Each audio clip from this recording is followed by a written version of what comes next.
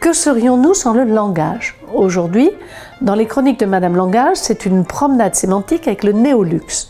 Le néoluxe, ce sont toutes ces marques nées après l'an 2000 qui sont adolescentes. Alors, il y a plusieurs critères fondateurs du néoluxe. Un des premiers, c'est l'origine. Oui, en effet, toutes ces marques cherchent quand même à avoir un mythe fondateur, une origine, une histoire particulière. Si on prend Vilaine fille et Mauvais garçon et leurs savons sculptés, eh bien, ils sont saponifiés à froid pendant 35 jours d'affinage, mais surtout, ils ont le visage sculpté d'une femme émancipée. Vous pouvez choisir Arletty, vous pouvez choisir Colette, Virginia Woolf, cela dépend à qui vous vous associez. De la même façon, Jacquemus, beaucoup plus connu, bien que récent, eh bien Simon Porte, le créateur, ne cache pas que c'est Jacquemus le nom de jeune fille de sa mère. Et ça, c'est un peu mythique.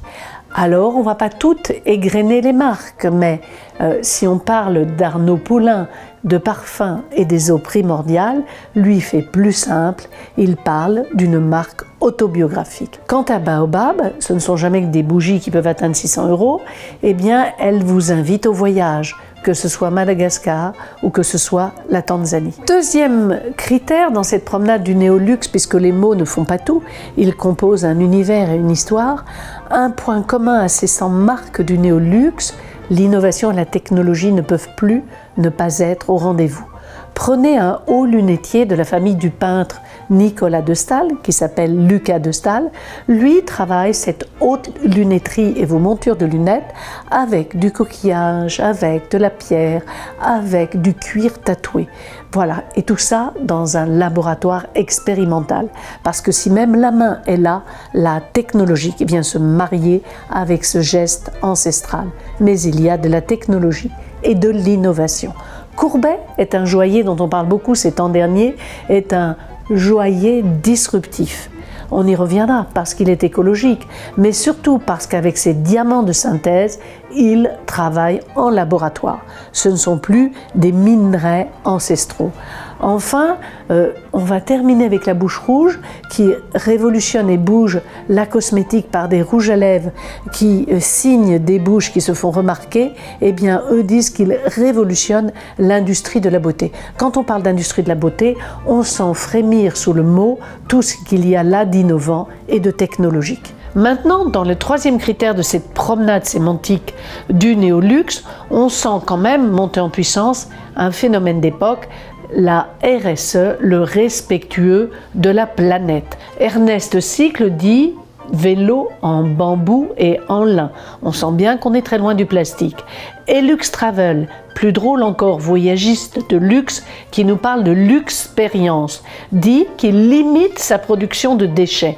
Alors que ce voyagiste parle bien et parle d'une partition de voyage personnalisée, c'est très étonnant de l'entendre parler de ces déchets. Inhabituel, on voit que le néoluxe a des nouveaux comportements. La bouche rouge, qui nous parlait d'industrie tout à l'heure, se dit dans un luxe écologique, en train de travailler le futur de la beauté grâce à un design durable avec des étuis à rouge à lèvres rechargeables, et on est dans la cosmétique et il nous propose une économie circulaire. Pour terminer cette promenade sémantique, je vais marier deux critères. Très rapidement, en parlant de Courtois, Chapelier créé en 2014, je vais dire une évidence, c'est pour ça que je vais faire léger, c'est que le néoluxe, il est marié avec la personnalisation. Et quand vous passez chez Courtois, on va même vous dire qu'on crée votre chapeau en lien à la forme de votre visage, à votre teint, à votre personnalité. Vous avez pléthore de choix de tissus, c'est magnifique. Le dernier critère, c'est que même si on est dans le néoluxe, eh bien, il n'est pas forcément encore marié avec le temps, qui est un des critères du luxe traditionnel, mais il est marié, ce néoluxe, avec la créativité et la beauté. Si vous êtes avec Arnaud Poulain, qui est le créateur des eaux primordiales, il se dit être un franc-tireur de la parfumerie. Il vous offre une politesse olfactive avec des parfums d'auteur. Mais nos deux femmes de Vilaine fille et Mauvais garçon parlent, elles, de savons surnaturels sculptés. On a envie tout de suite d'aller se glisser dans la baignoire. Quant à Ernest, tailleur de cycle, évidemment que cela fait rêver, on part sur les routes du monde avec ce vélo en bambou. le rouge à lèvres en papier de la Bouche Rouge ou les noms des chapeaux de Courtois. Tout est beau, la beauté est convoquée. Chez Courtois, on vous parle de merveilles, de tourbillons, de constellations. Donc, n'oublions jamais que le néoluxe est récent, mais qu'il a les exigences du luxe traditionnel et que peut-être même il en a élargi le champ d'expression.